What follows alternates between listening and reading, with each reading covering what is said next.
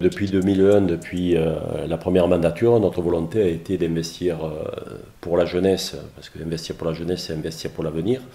Et dès le premier mandat, nous avons lancé la création et la réalisation d'une crèche. Il y a une deuxième crèche maintenant, même si elle était en DSP, une école maternelle, et surtout, au-delà de tous ces équipements, il fallait un système de fonctionnement qui soit évident pour justifier de tels investissements et de réalisation.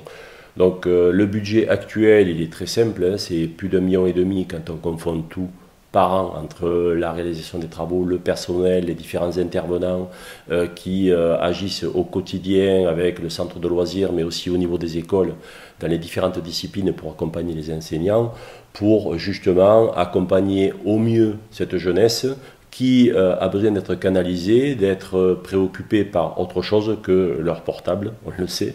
Donc il y a 10 ATSEM, une ATSEM par classe aujourd'hui. On a 62 agents qui veillent au quotidien des enfants. On a 29 animateurs au service jeunesse, plus les filles des moyens généraux donc, qui ont été formées au BAFA. Donc ça c'est une vraie volonté politique qui a été faite en 2014. Donc pour accompagner tout ce qui est enfance et jeunesse, on a donc tout formé tout le monde au BAFA.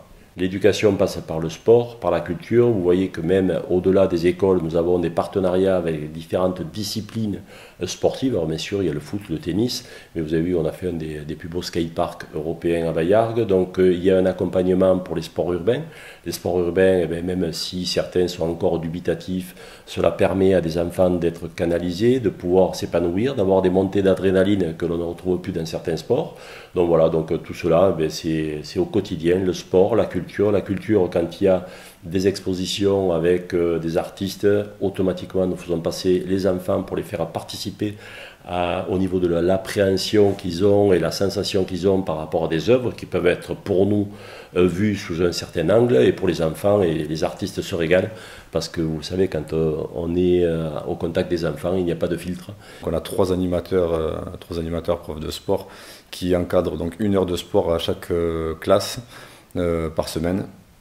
En plus de ça, donc on a les parcours du cœur, donc ça c'est le gros événement le gros événement du service, où ça rassemble donc tous les animateurs qui sont présents sur toute une journée au niveau du complexe sportif. Donc il y a 480 élèves qui sont présents au niveau du stade, et donc pendant toute la journée on fait des activités sportives. Ensuite, on a mis en place depuis cette année là, les JOB, donc les journées Omnisport Bayargues. On a fait la première édition au mois de novembre cette année. Il y en a 2 qui sont programmées pour le premier semestre, donc 2024. Au niveau du centre de loisirs, on a mis en place un projet intergénérationnel, donc avec la maison de retraite. Ça fait quelques années qu'il est mis en place. Après, ça s'est un petit peu arrêté par rapport au Covid. Là, ça a bien repris depuis 1 an et demi en gros. Donc ce qu'on fait, c'est que les personnes âgées viennent au centre de loisirs faire des activités avec les enfants, ils mangent à la cantine avec nous.